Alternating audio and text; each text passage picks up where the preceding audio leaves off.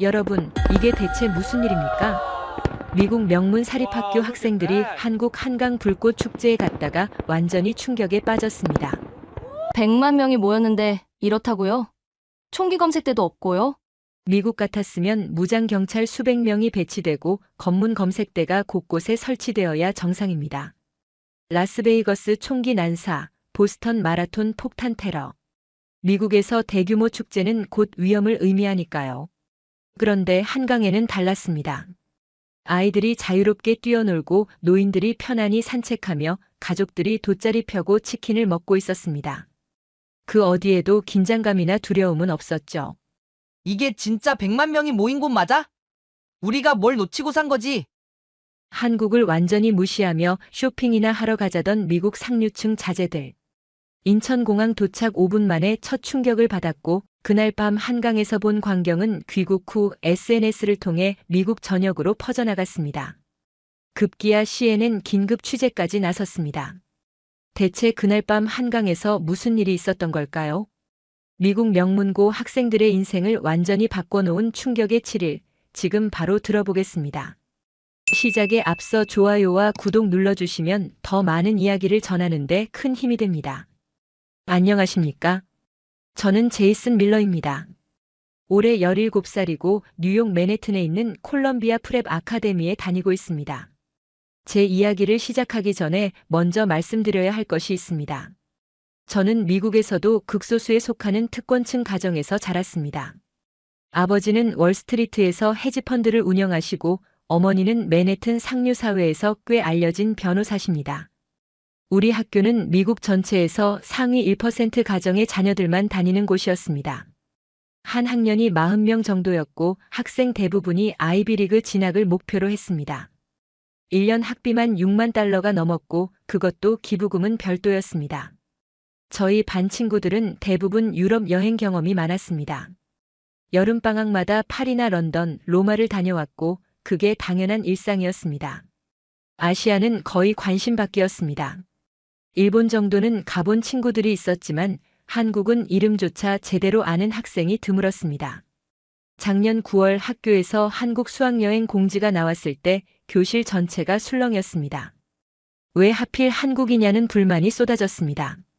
담임 선생님은 한국이 지난 수십 년간 놀라운 발전을 이룬 나라라고 설명했지만 학생들은 여전히 못마땅해했습니다.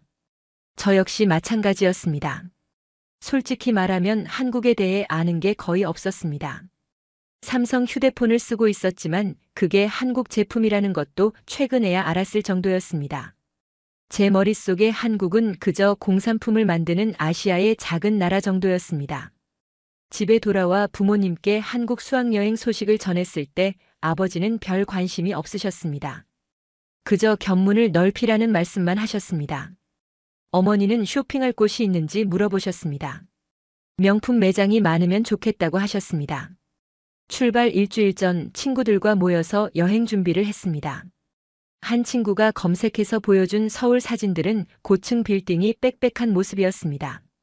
누군가가 뉴욕이랑 별 차이 없겠다고 말했고 다들 고개를 끄덕였습니다. 반에서 가장 부유한 집안의 딸인 엘리자베스가 한국 사람들은 일만 하는 로봇 같다고 했습니다. 자기 아버지 회사에서 한국 기업과 거래했는데 삶의 여유가 없고 그냥 돈만 벌 생각만 한다는 것이었습니다. 우리는 그 말에 동의하며 웃었습니다. 사실 저는 그동안 제가 누리는 특권이 당연한 줄 알았습니다. 아침에 눈을 뜨면 가정부가 준비한 식사가 식탁에 차려져 있었고 학교는 운전기사가 데려다 줬습니다. 주말이면 아버지의 전용 헬기를 타고 롱아일랜드 별장에 가곤 했습니다. 뉴욕 거리를 차로 지나갈 때면 창밖으로 지하철을 타는 사람들이 보였습니다.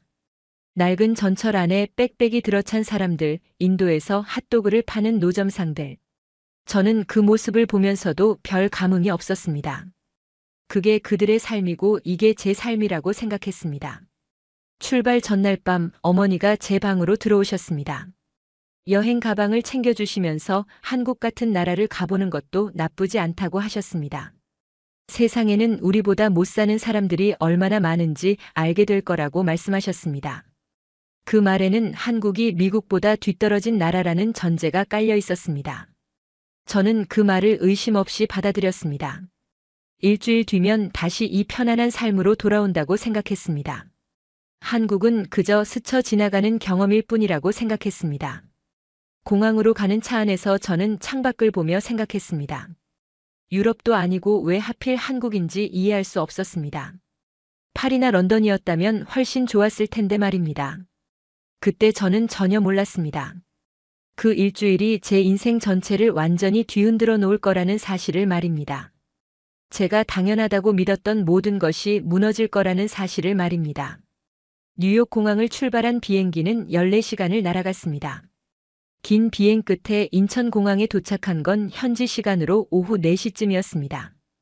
기내에서 내려 입국장으로 향하는 통로를 걸으면서 저는 여전히 무심했습니다. 그저 빨리 호텔에 가서 쉬고 싶다는 생각뿐이었습니다. 그런데 입국 심사장 앞에 도착했을 때 제 발걸음이 멈췄습니다. 눈앞에 펼쳐진 광경이 믿기지 않았기 때문입니다. 300명은 좋게 넘어 보이는 사람들이 줄을 서 있었습니다. 중국인, 일본인, 동남아시아인, 유럽인, 미국인까지 전 세계에서 온 사람들이었습니다. 그런데 놀라운 건 그 많은 사람들이 완벽하게 질서를 지키고 있다는 점이었습니다. 두 줄로 나뉜 긴 대기선을 따라 사람들이 가지런히 서 있었습니다. 앞 사람과의 간격도 일정하게 유지하고 있었고 누구 하나 큰 소리로 떠들지 않았습니다. 저는 주변을 둘러봤습니다. 경찰이 있는지 찾아보려고 했습니다. 뉴욕 공항이었다면 이런 상황에서 최소한 경찰 서너 명은 있어야 했습니다. 사람들을 통제하고 질서를 유지하기 위해서 말입니다. 하지만 아무리 둘러봐도 제복을 입은 경찰은 보이지 않았습니다. 입국 심사대 뒤쪽에 공항 직원 몇 명이 서 있을 뿐이었습니다. 더 놀라운 건 감시 카메라도 거의 보이지 않는다는 점이었습니다. 뉴욕 공항은 천장과 벽면 곳곳에 검은색 감시 카메라가 빼곡하게 달려 있습니다. 사람들을 감시하고 통제하기 위해서입니다. 하지만 이곳은 달랐습니다. 눈에 띄는 카메라라곤 멀리 천장에 작게 달린 게 한두 개 보일 뿐이었습니다. 옆에 서 있던 친구가 제 팔을 쿡 찔렀습니다. 그리고 작은 목소리로 물었습니다. 사람이 저렇게 많은데 왜 이렇게 조용한지, 뭔가 이상하지 않냐고 했습니다. 저도 같은 생각이었습니다. 뉴욕 공항이었다면 사람들이 큰 소리로 떠들고 새치기 하려는 사람과 그걸 막으려는 사람 사이에 다툼이 벌어지고 경찰이 호루라기를 불며 소리를 지르는 소란스러운 풍경이 펼쳐졌을 겁니다. 저는 그 순간 깨달았습니다. 인천공항에 도착한 지 단 5분 만에 말입니다. 제가 한국에 대해 가졌던 생각이 완전히 틀렸을지도 모른다는 것을요. 줄이 조금씩 앞으로 움직이기 시작했습니다. 저희도 따라 걸었습니다. 그때 앞에서 한 중년 남자가 실수로 캐리어를 옆 사람 발등 위로 굴렀습니다. 저는 순간 긴장했습니다. 뉴욕에서였다면 발을 밟힌 사람이 화를 내며 고함을 질렀을 겁니다. 하지만 놀랍게도 발을 밟힌 여성은 괜찮다는 듯 손을 저었고 실수한 남자는 깍듯이 고개를 숙여 사과했습니다. 그걸로 끝이었습니다. 아무 소란도 없었습니다. 30분쯤 지나 제 차례가 됐습니다. 입국 심사관은 젊은 여성이었는데 무표정하지만 정중한 태도로 여권을 확인했습니다. 입국장을 빠져나와 수화물을 찾는 곳으로 향했습니다. 컨베이어 벨트 주변에 이미 수십 명이 모여 있었습니다. 여기서도 사람들은 질서 정연했습니다. 자기 짐이 나올 때까지 조용히 기다렸다가 짐이 나오면 재빨리 집어들고 다른 사람에게 방해되지 않도록 빠르게 비켜줬습니다. 누군가 무거운 짐을 들어 올리려 애쓰면 옆 사람이 자연스럽게 도와줬습니다. 저는 그 모습을 보며 혼란스러웠습니다. 경찰도 없고 감시도 없는데 어떻게 이런 질서가 가능한 걸까요? 뉴욕에서는 상상할 수 없는 일이었습니다. 공항을 나와 가이드 선생님을 따라 호텔로 향했습니다.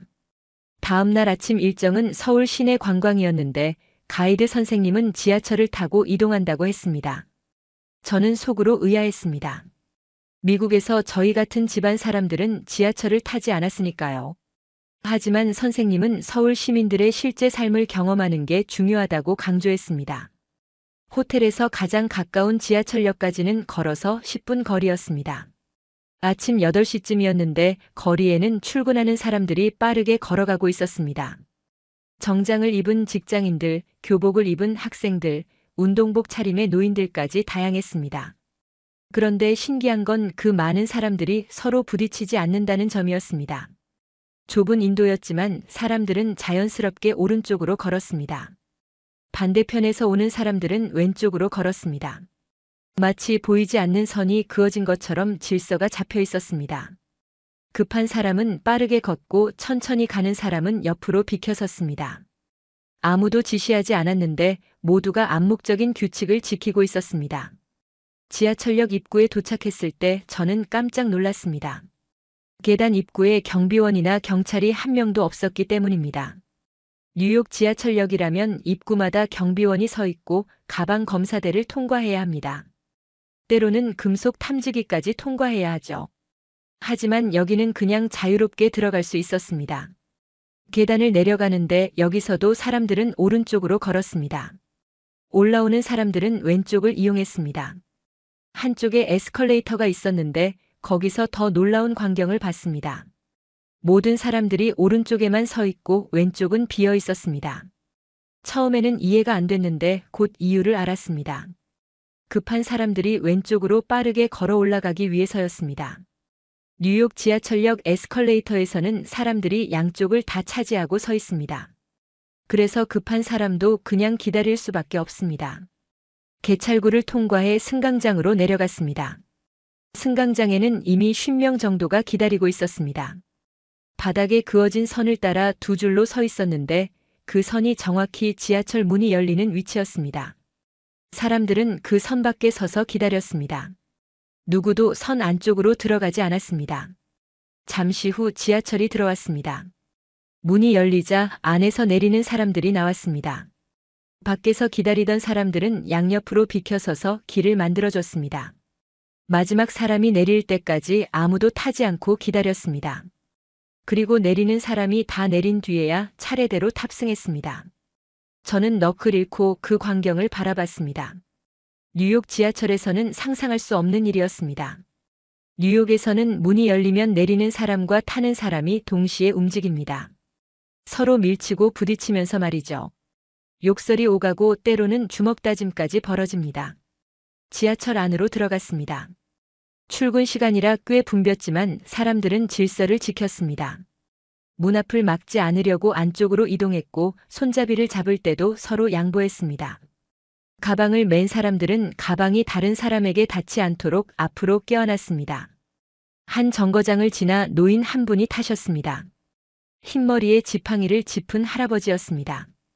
그러자 앉아있던 젊은 남자가 벌떡 일어나 자리를 양보했습니다.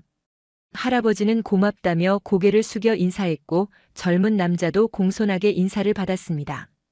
그 모습을 보는 저는 가슴이 뭉클했습니다.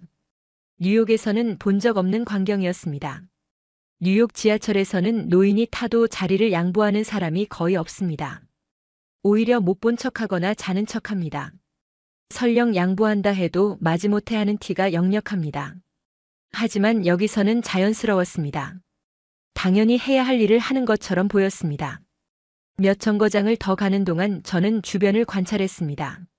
스마트폰을 보는 사람들이 많았는데 모두 소리를 끄거나 이어폰을 꽂고 있었습니다. 전화를 받는 사람도 작은 목소리로 짧게 통화를 끝냈습니다. 친구들과 함께 탄 학생들도 속삭이듯 조용히 대화했습니다. 뉴욕 지하철에서는 사람들이 큰 소리로 전화 통화를 합니다.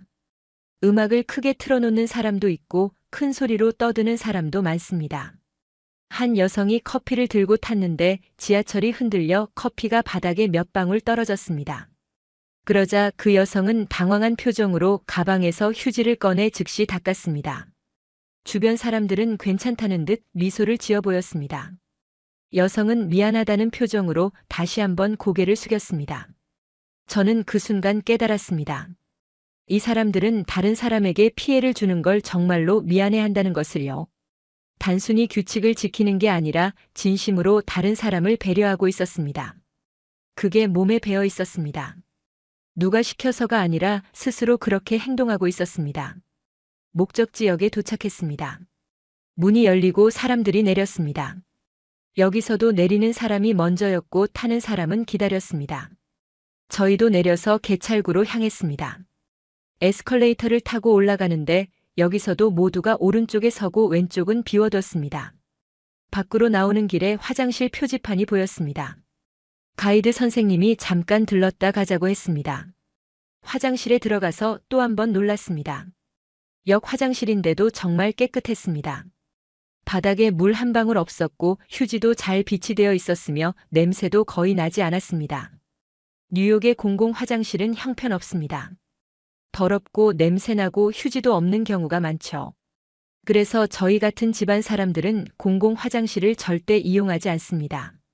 하지만 여기는 달랐습니다. 역 화장실도 호텔 화장실처럼 깨끗했습니다. 밖으로 나와 거리를 걸으며 저는 생각했습니다. 이 모든 것이 어떻게 가능한 걸까요? 경찰도 별로 없고 감시 카메라도 많지 않은데 어떻게 이렇게 질서정연할 수 있을까요? 그때 깨달았습니다. 이 사회는 통제로 유지되는 게 아니라 신뢰로 유지되고 있다는 것을요. 지하철역을 나와 한강 쪽으로 걸어가기 시작했습니다. 가이드 선생님은 오늘 저녁 한강에서 세계 불꽃 축제가 열린다고 설명했습니다.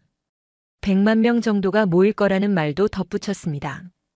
100만 명이라는 숫자에 저는 속으로 긴장했습니다. 미국에서 그 정도 인파가 모이면 어떤 일이 벌어지는지 너무나 잘 알고 있었거든요. 라스베이거스 음악축제에서는 총기 난사로 58명이 목숨을 잃었습니다. 보스턴 마라톤에서는 폭탄 테러로 수백 명이 다쳤죠.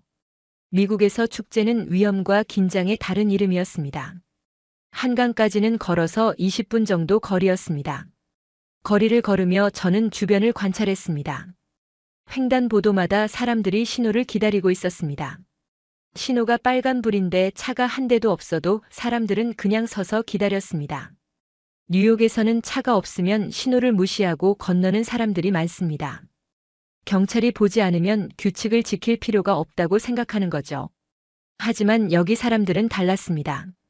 누가 보든 안 보든 신호를 지켰습니다. 한 편의점 앞을 지나가는데 사람들이 줄을 서 있었습니다. 5명 정도였는데 질서정연하게 한 줄로 서서 차례를 기다리고 있었습니다.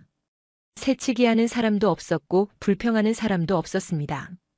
그냥 조용히 자기 차례를 기다렸습니다. 뉴욕 편의점에서는 줄이 있어도 사람들이 여기저기 흩어져 서 있습니다. 누가 먼저인지 헷갈릴 때도 많고 그래서 다툼이 벌어지기도 합니다. 하지만 여기서는 그런 혼란이 전혀 없었습니다. 조금 더 걸어가니 작은 공원이 보였습니다. 벤치에 할머니 한 분이 앉아 계셨는데 옆에 빈 캔 하나가 떨어져 있었습니다. 그때 지나가던 젊은 여성이 그 캔을 주워서 근처 쓰레기통에 버렸습니다. 할머니는 고맙다고 손을 흔들었고 젊은 여성도 웃으며 지나갔습니다. 저는 그 장면을 보고 놀랐습니다. 자기 쓰레기도 아닌데 주워서 버린 겁니다. 뉴욕에서는 거의 볼 수 없는 광경이었습니다. 뉴욕에서는 길거리에 쓰레기가 널려 있어도 아무도 줍지 않습니다. 그건 청소부가 할 일이라고 생각하니까요. 계속 걸어가는데 한 카페 앞에서 한 남자가 담배를 피우고 있었습니다. 담배를 다 피우고 나서 그 남자는 꽁초를 휴대용 잿더리에 넣었습니다.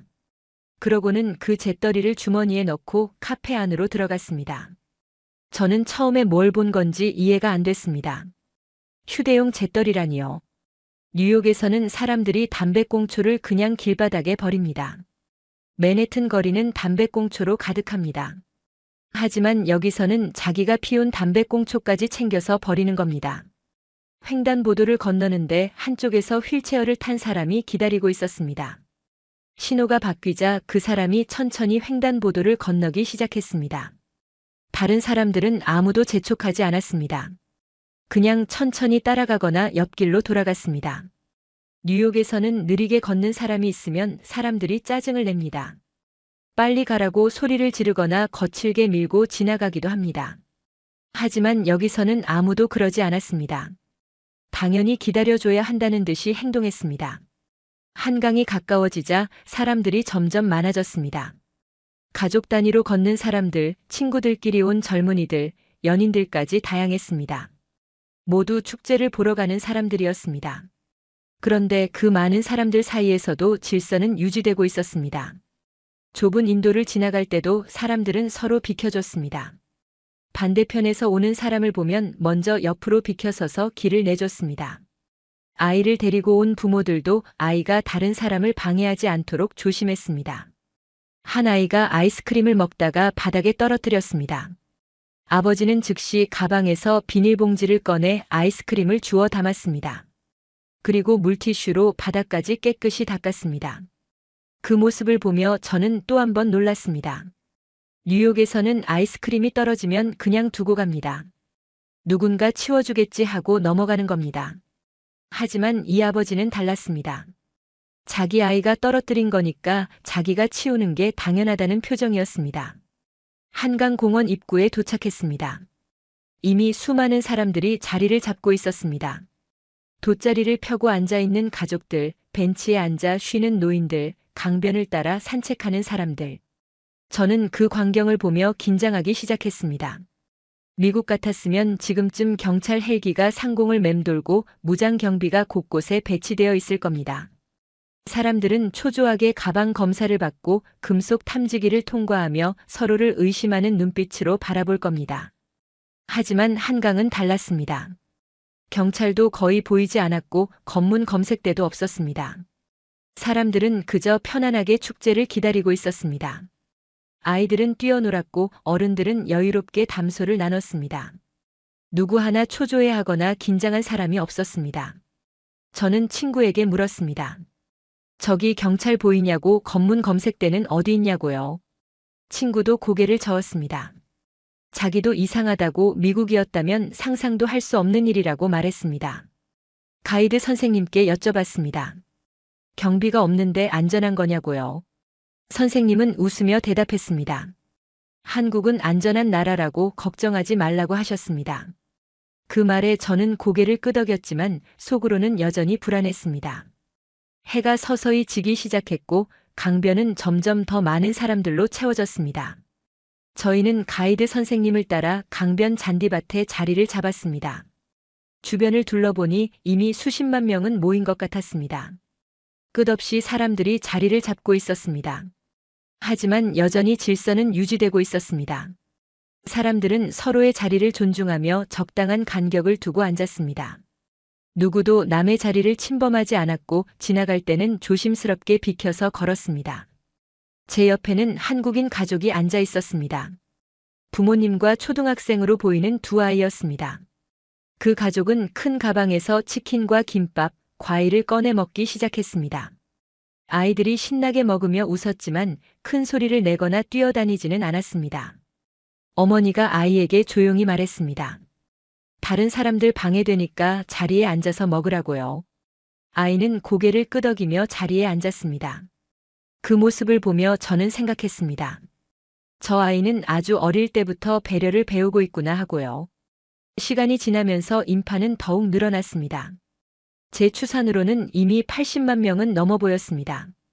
강변을 따라 끝없이 사람들이 자리를 잡고 있었고 다리 위에도 건물 옥상에도 사람들이 빼곡했습니다. 저는 점점 불안해지기 시작했습니다. 미국에서 이 정도 인파가 모이면 반드시 사고가 납니다. 밀집 사고, 압사 사고 아니면 더 끔찍한 일들이 벌어지죠. 제 머릿속에는 각종 참사들의 기억이 떠올랐습니다. 하지만 여기 사람들은 전혀 불안해 보이지 않았습니다. 오히려 편안하고 즐거워 보였죠.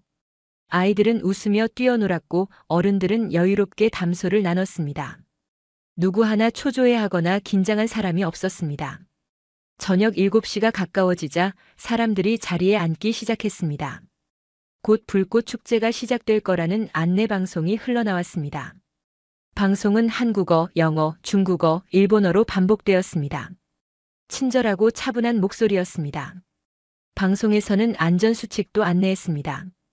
쓰레기는 각자 챙겨가시고 귀가할 때는 천천히 이동하시고 비상 상황 시 안내에 따라주시라는 내용이었습니다. 강요하는 톤이 아니라 부탁하는 톤이었습니다. 드디어 불꽃 축제가 시작되었습니다. 첫 불꽃이 하늘로 치솟자 사람들이 일제히 환호성을 질렀습니다. 저도 모르게 고개를 들어 하늘을 바라봤습니다. 형형색색의 불꽃이 밤하늘을 수놓았고 음악에 맞춰 완벽한 타이밍으로 터져 올랐습니다. 솔직히 불꽃 자체는 미국에서도 본 적이 있었습니다. 화려하고 아름다웠지만 그게 전부는 아니었습니다. 제가 진짜 감동받은 건 불꽃이 아니라 사람들이었습니다. 100만 명이 같은 방향을 바라보며 같은 순간을 공유하고 같은 감동을 느끼고 있었습니다. 그 누구도 서로를 밀치지 않았고 그 누구도 자기만 보겠다고 앞으로 나서지 않았습니다. 뒤에 앉은 사람들을 위해 앞 사람들은 낮게 앉아 있었습니다. 아이를 어깨에 태운 아버지들도 옆 사람을 배려해서 위치를 조정했습니다. 불꽃이 계속 터져 올랐고 저는 넋을 잃고 바라봤습니다. 하늘의 불꽃보다 더 아름다운 건 땅 위의 사람들이었습니다. 서로를 믿고 서로를 배려하며 함께 즐기는 그 모습 말이죠. 미국에서는 절대 볼 수 없는 광경이었습니다. 30분쯤 불꽃이 터지고 있을 때였습니다. 제 뒤쪽에서 한 아이가 화장실에 가고 싶다고 칭얼거리는 소리가 들렸습니다. 어머니가 아이 손을 잡고 일어섰습니다. 그런데 그 어머니는 사람들 사이를 지나가기 전에 주변 사람들에게 미안하다고 인사했습니다. 지나가는 동안 사람들은 자연스럽게 다리를 오므려 길을 만들어줬습니다. 누구 하나 짜증내거나 불평하지 않았습니다. 당연히 해줘야 할 일이라는 듯이 행동했습니다. 뉴욕이었다면 사람들이 한숨을 쉬거나 불만을 표시했을 겁니다. 불꽃 축제가 절정에 달했습니다. 하늘 전체가 불꽃으로 가득 찼고 음악도 최고조에 달했습니다. 사람들의 환호성이 커졌지만 여전히 통제된 환호였습니다. 소리를 지르되 옆 사람 귀를 아프게 하지 않을 정도로만 소리 질렀습니다. 저는 그 순간 깨달았습니다. 자유와 배려가 공존할 수 있다는 것을요. 미국에서는 자유를 위해 다른 사람을 신경 쓰지 않습니다. 내 자유가 최우선이고 남은 상관없다는 식이죠. 하지만 여기서는 달랐습니다. 자유롭게 즐기되 다른 사람도 배려했습니다. 불꽃 축제가 끝난 건 밤 9시쯤이었습니다. 마지막 불꽃이 하늘에서 사라지자 사람들이 일제히 환호하며 박수를 쳤습니다. 저도 따라 박수를 쳤습니다. 정말 아름다운 광경이었으니까요. 그리고 저는 긴장하기 시작했습니다. 이제부터가 진짜 문제였습니다. 100만 명이 동시에 출구로 몰려들면 어떻게 될까요? 미국 같았으면 대혼란이 벌어집니다. 사람들은 서로 밀치고 소리 지르고 뜁니다. 압사 사고가 나기도 하고 아이들이 넘어져 다치기도 합니다. 저는 자리에서 일어나 주변을 살폈습니다. 혹시라도 위험한 상황이 벌어지면 빨리 피해야 했으니까요. 하지만 제 예상은 또다시 완전히 빗나갔습니다. 사람들이 일어나긴 했는데 아무도 서두르지 않았습니다. 오히려 천천히 여유롭게 움직였습니다. 그리고 더 놀라운 일이 벌어졌습니다. 사람들이 쓰레기를 줍기 시작한 것입니다. 처음에는 제 눈을 의심했습니다. 100만 명이 앉아있던 자리였습니다. 당연히 쓰레기가 넘쳐날 거라고 생각했죠. 하지만 사람들은 각자 비닐봉지를 꺼내 자기가 먹었던 음식 쓰레기를 담기 시작했습니다. 치킨 박스, 음료수 캔, 과자 봉지까지 하나하나 챙겼습니다. 그것만이 아니었습니다. 자기 쓰레기만 줍는 게 아니라 주변에 떨어진 쓰레기까지 주었습니다. 한 할아버지는 허리를 굽혀 담배꽁초를 주었고 젊은 여성은 바람에 날아간 휴지를 쫓아가 주워 담았습니다. 가장 충격적이었던 건 아이들이었습니다.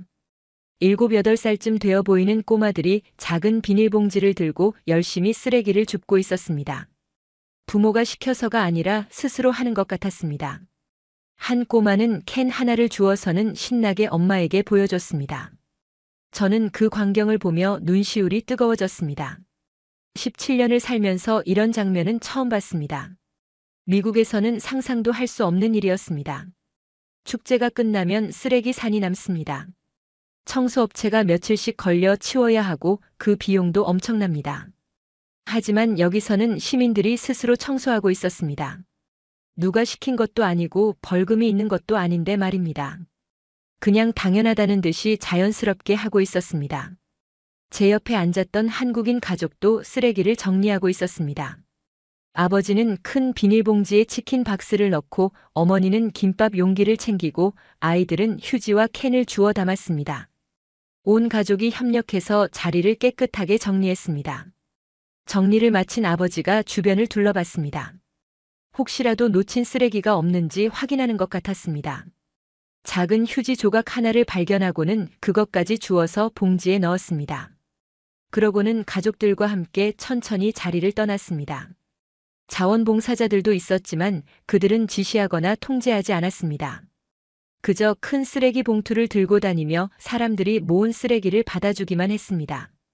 그리고 고맙다고 인사하며 미소 지었습니다.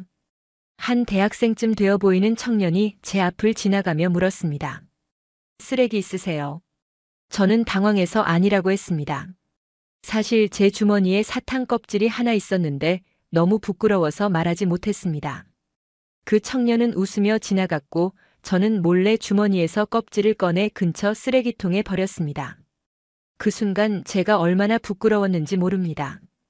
어린아이들도 쓰레기를 줍는데 저는 사탕 껍질 하나 제대로 버리지 못했으니까요.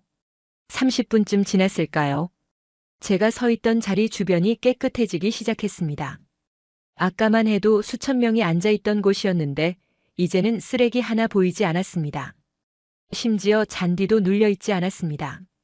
사람들이 조심스럽게 앉아 있었던 거죠. 저는 믿을 수 없어서 무릎을 꿇고 잔디를 만져봤습니다. 정말로 깨끗했습니다. 작은 휴지 조각 하나, 담배꽁초 하나 없었습니다. 100만 명이 몇 시간 동안 앉아 있었던 곳이라고는 믿기지 않을 정도였습니다. 저는 천천히 강변을 걸으며 주변을 둘러봤습니다. 어디를 가도 마찬가지였습니다. 사람들은 조용히 쓰레기를 챙기고 분리수거를 하고 서로 양보하며 출구로 향했습니다. 아무도 서두르지 않았고 아무도 밀치지 않았습니다. 한 외국인 관광객이 제 옆을 지나가며 혼잣말을 했습니다. 믿을 수가 없어. 이게 진짜야. 저도 같은 생각이었습니다. 이게 과연 현실일까, 꿈을 꾸는 건 아닐까 싶었습니다. 사람들이 이동하는 모습도 놀라웠습니다. 100만 명이 동시에 움직이는데도 밀리거나 넘어지는 사람이 없었습니다. 사람들은 자연스럽게 여러 갈래로 나뉘어 이동했습니다. 급한 사람은 빠르게 걷고 천천히 가는 사람은 옆으로 비켜섰습니다. 계단을 내려갈 때도 마찬가지였습니다. 사람들은 한쪽으로만 내려갔고 반대쪽은 비워뒀습니다. 혹시라도 올라오는 사람이 있을 수 있으니까요. 실제로 몇몇 사람들이 반대편으로 올라왔고 아무 문제 없이 지나갔습니다. 지하철역으로 가는 길도 붐볐지만 질서정연했습니다. 사람들은 천천히 걸으며 서로 부딪히지 않도록 조심했습니다. 아이를 데리고 온 부모들은 아이 손을 꼭 잡고 걸었고 다른 사람들도 그 가족을 배려해서 길을 내줬습니다. 저는 그 모습을 보며 깨달았습니다. 진짜 선진국은 건물이 높은 나라가 아니라 시민의식이 높은 나라라는 것을요. 기술이 발달한 나라가 아니라 사람들이 서로를 배려하는 나라라는 것을요. 미국에서 40년 넘게 사업을 한 아버지가 항상 하시던 말씀이 떠올랐습니다. 효율이 최고라고 경쟁에서 이기는 게 중요하다고 하셨죠. 하지만 오늘 밤 한강에서 본 것은 그런 게 아니었습니다. 신뢰였습니다. 서로를 믿는 마음, 내 이웃이 나를 해치지 않을 거라는 믿음, 우리가 함께 살아가고 있다는 그 믿음. 그게 이 모든 것을 가능하게 만들었습니다. 기술이나 시스템이 아니라 사람과 사람 사이의 신뢰 말입니다. 지하철역에 도착했을 때는 밤 10시가 넘었습니다. 역 안은 사람들로 가득했지만 여전히 질서는 유지되고 있었습니다. 줄을 서서 기다렸고 차례대로 개찰구를 통과했으며 승강장으로 내려갔습니다. 승강장에서도 사람들은 바닥에 그어진 선을 따라 두 줄로 섰습니다. 지하철이 들어오자 내리는 사람이 먼저였고 타는 사람은 기다렸습니다. 100만 명이 모인 축제가 끝난 직후인데도 이 질서가 무너지지 않았습니다. 지하철 안은 붐볐지만 사람들은 서로를 배려했습니다. 짐을 든 사람은 짐을 앞으로 끌어안았고 배낭을 맨 사람은 배낭을 내려서 손에 들었습니다. 다른 사람에게 불편을 주지 않기 위해서였습니다. 호텔로 돌아오는 길에 저는 많은 생각을 했습니다. 오늘 하루 동안 본 것들이 계속 머릿속을 맴돌았습니다. 인천공항에서 본 질서, 지하철에서 본 배려, 거리에서 본 양보, 그리고 한강에서 본 신뢰. 모든 것이 충격이었습니다. 호텔에 도착했지만 잠이 오지 않았습니다. 친구들은 피곤하다며 방으로 들어갔지만 저는 로비에 앉아 있었습니다. 머릿속이 복잡했습니다. 오늘 본 것들을 정리할 수가 없었습니다. 로비 창밖으로 서울의 야경이 보였습니다. 불이 켜진 건물들, 오가는 차들, 거리를 걷는 사람들. 밤 11시가 넘었는데도 도시는 살아 있었습니다. 저는 밖으로 나가보기로 했습니다. 호텔 주변을 걸으며 저는 주변을 관찰했습니다. 편의점마다 불이 환하게 켜져 있었고 사람들이 드나들었습니다. 24시간 영업이라는 표지판이 붙어 있었습니다. 뉴욕에도 24시간 편의점이 있지만 밤에는 방탄 유리 너머로 물건을 받아야 합니다. 하지만 여기는 달랐습니다. 문이 활짝 열려 있었고 사람들이 자유롭게 드나들었습니다. 혼자 온 여성도 있었고 학생들도 있었습니다. 아무도 두려워하지 않았습니다. 한 편의점에 들어가 봤습니다. 물을 사려고 냉장고를 열었는데 종류가 너무 많아서 어떤 걸 골라야 할지 몰랐습니다. 한참을 고민하고 있는데 점원이 다가와 영어로 도와줬습니다. 친절하게 설명해주고 추천까지 해줬습니다. 계산을 마치고 나오는데 밖에 벤치에 앉아있는 노부부가 보였습니다. 70대쯤 되어 보이는 할머니와 할아버지였는데 손을 꼭 잡고 강물을 바라보고 있었습니다. 저는 그 모습에 멈춰 섰습니다. 밤 11시가 넘은 시간에 노부부가 밖에 앉아있다는 게 믿기지 않았습니다. 뉴욕이었다면 상상도 못할 일이었습니다. 밤에 노인이 밖에 있으면 강도를 당하거나 폭행을 당할 위험이 큽니다. 하지만 여기서는 달랐습니다. 그 부부는 전혀 두려워하지 않았습니다. 그냥 평화롭게 강물을 바라보며 대화를 나누고 있었습니다. 주변을 경계하거나 긴장한 기색이 전혀 없었습니다. 계속 걸으니 작은 공원이 보였습니다. 공원 안에 운동기구들이 설치되어 있었는데 한 중년 남성이 운동을 하고 있었습니다. 밤 11시가 넘은 시간에 혼자 공원에서 운동을 하고 있는 겁니다. 뉴욕이었다면 밤에 공원에 혼자 있으면 10중 8구 범죄에 휘말립니다. 하지만 그 남성은 태연하게 운동을 하고 있었습니다. 이어폰을 꽂고 음악을 들으며 평화롭게 운동했습니다. 조금 더 걸어가니 한강이 보였습니다. 강변에는 여전히 사람들이 있었습니다. 조깅하는 사람들, 산책하는 커플들, 벤치에 앉아 쉬는 사람들. 모두 편안하고 자유로워 보였습니다. 한 젊은 여성이 혼자 조깅을 하고 있었습니다. 이어폰을 끼고 리듬에 맞춰 가볍게 뛰고 있었습니다. 주변을 경계하는 기색이 전혀 없었습니다. 그냥 운동에만 집중하고 있었습니다. 뉴욕에서 여성이 밤에 혼자 조깅을 한다는 건 상상할 수 없습니다.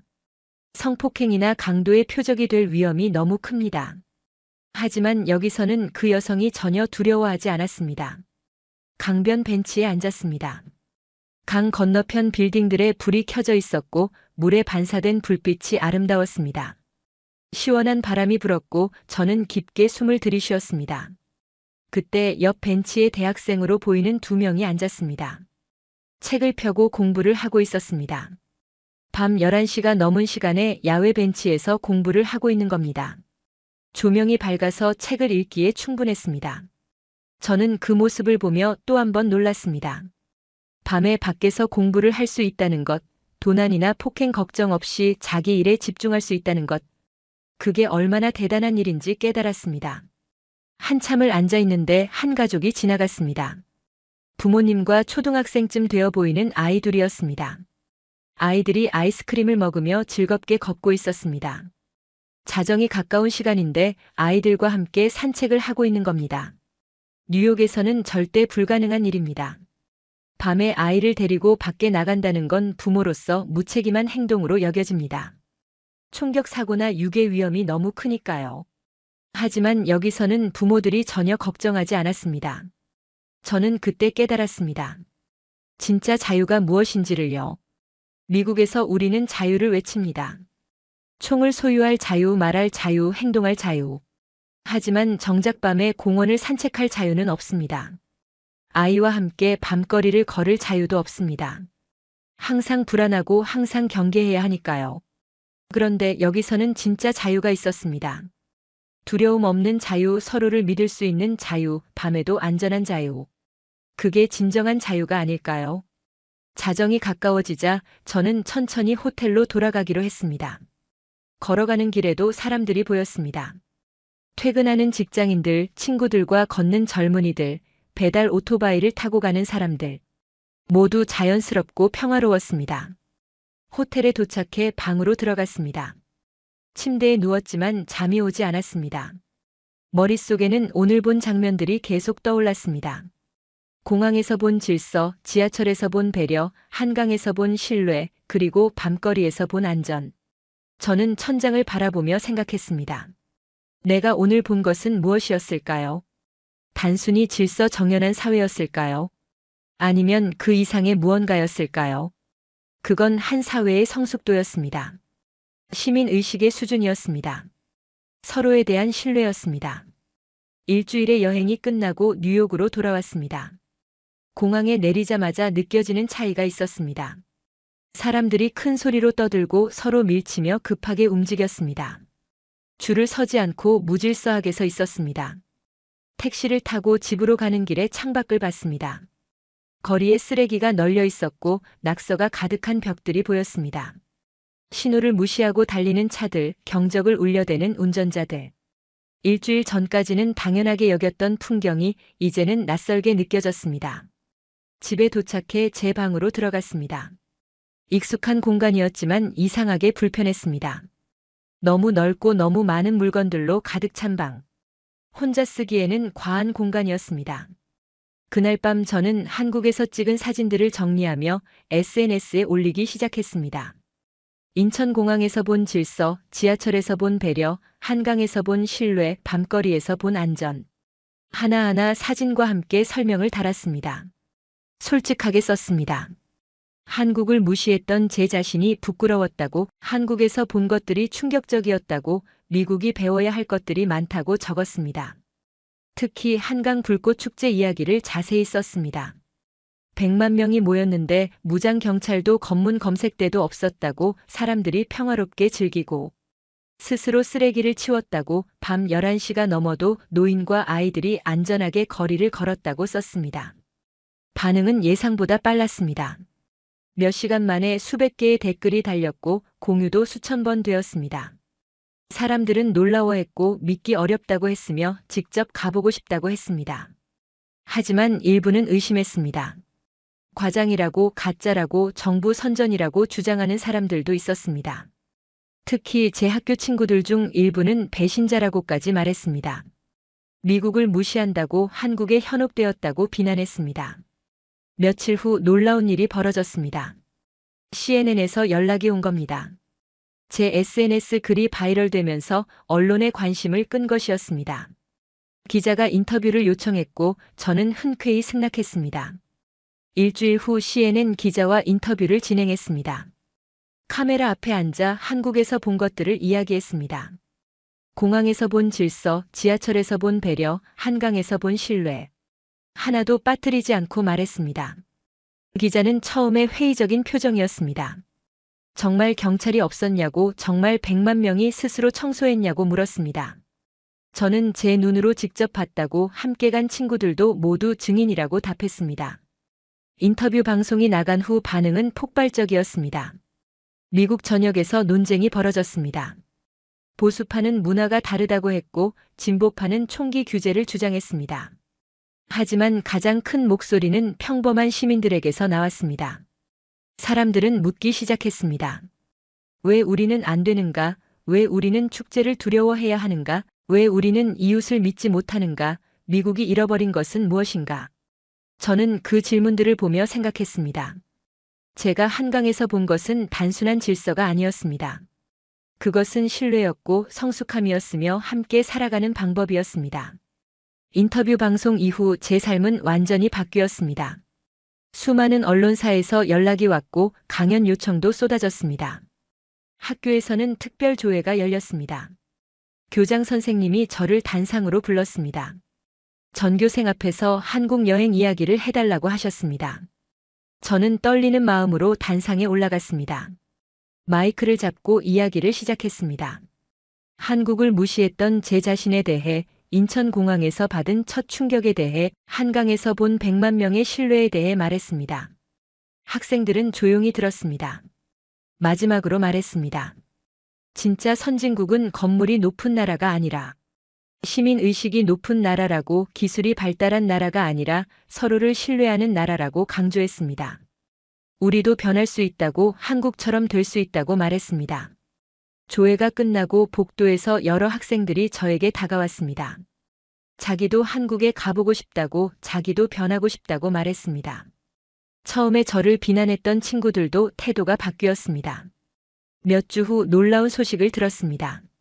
뉴욕시에서 한국식 축제 안전 관리를 검토하겠다고 발표한 것입니다. 시민 자율 청소 캠페인도 시작하겠다고 했습니다. 작은 변화였지만 시작이었습니다. 집에서도 변화가 있었습니다. 아버지가 저를 서재로 부르셨습니다. 그리고 말씀하셨습니다.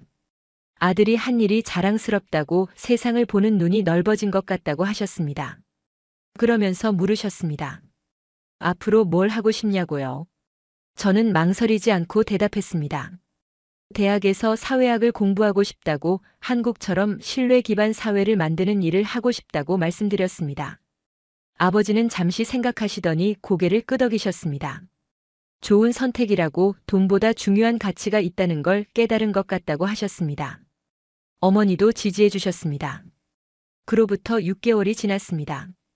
저는 학교에서 작은 모임을 만들었습니다. 한국에서 배운 것들을 실천하는 모임이었습니다. 처음에는 5명으로 시작했는데 지금은 50명이 넘습니다. 우리는 작은 것부터 시작했습니다. 급식실에서 줄 지키기, 복도 쓰레기 줍기, 수업 시간에 서로 돕기. 거창한 게 아니라 일상에서 실천할 수 있는 것들이었습니다. 처음에는 이상하게 보는 학생들이 많았습니다. 왜 저러냐고, 위선이라고 비난하는 사람들도 있었습니다. 하지만 우리는 포기하지 않았습니다. 묵묵히 실천했습니다. 몇 달이 지나자 변화가 보이기 시작했습니다. 급식실에서 새치기 하는 학생들이 줄어들었습니다. 복도가 조금씩 깨끗해졌습니다. 수업 시간에 질문하는 학생들이 늘어났습니다. 가장 큰 변화는 분위기였습니다. 학생들끼리 경쟁만 하던 학교가 조금씩 협력하는 분위기로 바뀌었습니다. 친구를 경쟁자가 아니라 동료로 보기 시작했습니다. 학기 말에 학교에서 특별한 행사가 열렸습니다. 한국 문화의 날이었습니다. 한국 음식을 먹어보고, 한국 음악을 듣고, 한국에 대해 배우는 시간이었습니다. 제가 제안한 행사였고 학교가 받아들인 것입니다. 많은 학생들이 참여했습니다. 한국 음식을 맛보고 K-팝을 듣고 한국 문화에 대해 질문했습니다. 가장 인기 있었던 건 한국의 시민의식에 대한 발표였습니다. 학생들은 진지하게 들었습니다. 행사가 끝나고 한 학생이 저에게 다가왔습니다. 엘리자베스였습니다. 처음에 저를 가장 많이 비난했던 학생이었죠. 그녀가 말했습니다. 처음에는 이해 못했는데 이제 알 것 같다고, 미안하다고 했습니다. 저는 괜찮다고 했습니다. 저도 처음에는 몰랐으니까요. 중요한 건 지금부터라고, 함께 변화를 만들어가자고 말했습니다. 엘리자베스는 고개를 끄덕이며 모임에 참여하고 싶다고 했습니다. 여름방학에 저는 다시 한국에 갔습니다. 이번에는 혼자가 아니라 학교 친구 10명과 함께였습니다. 자비로 가는 여행이었습니다. 모두 한국을 직접 보고 싶다고 했습니다. 2주 동안 서울 곳곳을 다녔습니다. 지하철을 타고 한강을 걸으며 시장을 구경했습니다. 친구들은 제가 느꼈던 것과 똑같은 충격을 받았습니다. 질서, 배려, 신뢰. 모든 것이 새로웠습니다. 귀국 후 친구들도 각자 SNS에 경험담을 올렸습니다. 그렇게 한국에 대한 이야기가 더 많이 퍼져나갔습니다. 단순히 K-팝이나 한국 드라마가 아니라 한국의 시민 의식에 대한 이야기였습니다. 지금 저는 대학 진학을 준비하고 있습니다. 사회학과에 지원할 계획입니다. 신뢰 기반 사회를 연구하고 미국에도 그런 사회를 만드는 데 기여하고 싶습니다. 쉽지 않을 거라는 걸 압니다. 미국은 오랫동안 불신과 감시의 사회였으니까요. 하지만 포기하지 않을 겁니다. 한국이 보여준 것처럼 변화는 가능하니까요. 한국도 몇십 년 전만 해도 가난한 나라였다고 들었습니다. 하지만 시민들이 함께 노력해서 지금의 한국을 만들었습니다. 미국도 할 수 있습니다. 시간이 걸리더라도 반드시 가능합니다. 제가 한국에서 배운 가장 큰 교훈은 이것입니다. 진짜 선진국은 크기가 아니라 품격에서 나온다는 것, 경제력이 아니라 시민의식에서 나온다는 것, 기술이 아니라 신뢰에서 나온다는 것입니다. 17년을 특권층으로 살면서 저는 교만했습니다. 돈과 지위가 전부라고 생각했습니다. 미국이 최고라고 믿었습니다. 하지만 한국에서 단 일주일을 보내며 배웠습니다. 진짜 품격은 물질에서 오는 게 아니라 마음에서 온다는 것을요. 진짜 발전은 건물 높이가 아니라 시민의식 높이에서 온다는 것을요. 진짜 안전은 총과 경찰이 아니라 서로에 대한 신뢰에서 온다는 것을요. 이제 저는 새로운 여정을 시작합니다. 대학에서 배우고 연구하며 미국 사회를 조금씩 바꿔나갈 것입니다. 혼자서는 힘들겠지만 함께하는 사람들이 있습니다. 언젠가 미국도 한국처럼 될 수 있을 것입니다. 사람들이 서로를 신뢰하고 밤에도 안전하게 걸을 수 있고 축제가 두려움이 아니라 즐거움이 되는 나라. 그런 미국을 만드는 게 이제 제 인생의 목표입니다. 한국이 저에게 준 가장 큰 선물, 그것은 바로 희망이었습니다. 변화는 가능하다는 희망, 더 나은 사회를 만들 수 있다는 희망, 신뢰 기반 사회가 실제로 존재한다는 희망 말입니다. 오늘 사연은 여기까지입니다. 한국을 무시했던 미국 명문고 학생이 일주일 만에 인생이 바뀐 이야기 어떠셨나요? 사연의 주인공에게 응원의 댓글을 남겨주세요. 지금까지 감동 정거장에서 사연 전해드렸습니다. 사연이 마음에 드셨다면 좋아요와 구독 부탁드립니다. 시청해주셔서 감사합니다.